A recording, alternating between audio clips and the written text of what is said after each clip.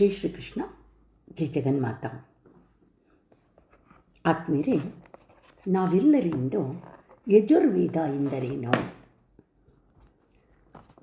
ಅನ್ನುವ ವಿಷಯವನ್ನು ತಿಳಿದುಕೊಳ್ಳೋಣ.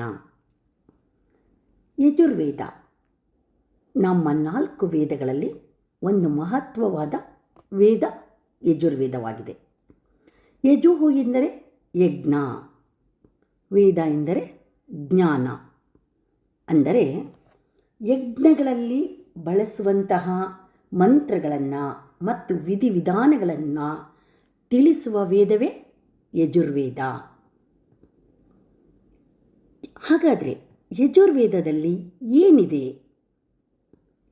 ಯಜುರ್ವೇದದಲ್ಲಿ ಯಜ್ಞ ಮಾಡುವ, ಹೋಮ ಹವನಗಳನ್ನು ಮಾಡುವ ವಿಧಾನಗಳಿದೆ.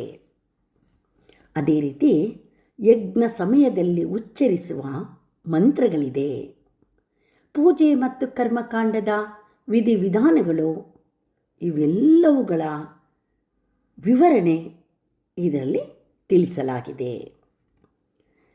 ಈ ಒಂದು ಯಜುರ್ವೇದದ ವಿಶೇಷತೆ ಏನು ಅಂತ ನೋಡೋಣ. ಯಜುರ್ವೇದವನ್ನು ಕರ್ಮಕಾಂಡದ ವೇದ ಅಂತ ಕರಿತೀವಿ.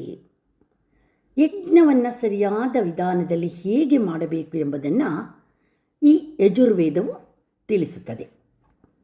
ಪೂಜೆಯಲ್ಲಿ ಮಾಡುವ ಪ್ರತಿಯೊಂದು ಕ್ರಿಯೆಗೆ ಆಧ್ಯಾತ್ಮಿಕ ಅರ್ಥವನ್ನು ಯಜುರ್ವೇದವು ನೀಡುತ್ತದೆ. ಯಜುರ್ವೇದದಲ್ಲಿ 2 ಮುಖ್ಯ ಭಾಗಗಳನ್ನು ನಾವು ನೋಡ್ಬೋದು. ಯಜುರ್ವೇದದಲ್ಲಿ ಶುಕ್ಲ ಯಜುರ್ವೇದ ಎಂಬುದು ಮಂತ್ರಗಳನ್ನು ಕ್ರಮಬದ್ಧವಾಗಿ ಇರಿಸುತ್ತದೆ. ಏನು ಶುಕ್ಲ ಯಜುರ್ವೇದ ಇದೆ, ಅದರಲ್ಲಿ ಮಂತ್ರಗಳು ಕ್ರಮಬದ್ಧವಾಗಿ ಇರುತ್ತವೆ. ಅದೇ ರೀತಿ ಕೃಷ್ಣ ಯಜುರ್ವೇದ ಅಂತ ಇದೆ. ಅದರಲ್ಲಿ ಮಂತ್ರಗಳ ಜೊತೆಗೆ ಅವುಗಳ ವಿವರಣೆಯನ್ನು ಸಹ ಇಲ್ಲಿ ಕೊಡಲಾಗಿದೆ. ಶುಕ್ಲ ಯಜುರ್ವೇದ, ಕೃಷ್ಣ ಯಜುರ್ವೇದ, ಯಜುರ್ವೇದದ 2 ಪ್ರಮುಖ ವಿಭಾಗಗಳು.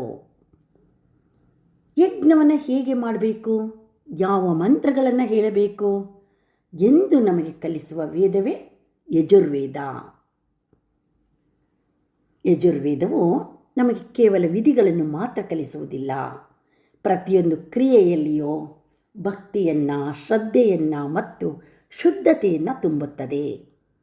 ಅದರ ಮೂಲಕ ನಮ್ಮ ಜೀವನವನ್ನು ಪವಿತ್ರವಾಗಿಸುತ್ತದೆ. ದೇವರೊಂದಿಗೆ ನಮ್ಮನ್ನು